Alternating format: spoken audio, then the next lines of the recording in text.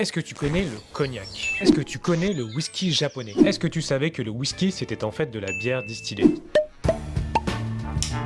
Ces vidéos sont créées ici, dans cette cave de la région avraise, avec Thomas Vigourou au micro et face caméra. Aujourd'hui on parle d'une bière un peu spéciale, une bière d'hiver, on parle des Imperial Stout.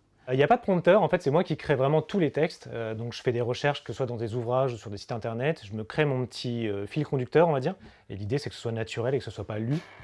Avec près de 100 000 abonnés sur Instagram et TikTok, Thomas a réussi une belle percée sur les réseaux malgré des contenus très réglementés. Parler d'alcool, même sur Internet, est encadré par la loi. Il lui est interdit par exemple de boire devant la caméra, alors il s'adapte. Je prône un peu le mieux boire plutôt que le plus boire. Mais c'est vrai qu'en général, les bouteilles n'ont pas forcément besoin d'être bues pour être présentées et pour raconter une histoire.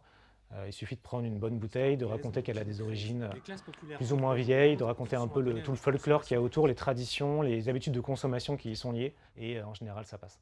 Regardez son verre. Ça peut paraître un peu con, et pourtant ça va t'apporter pas mal d'éléments de réponse.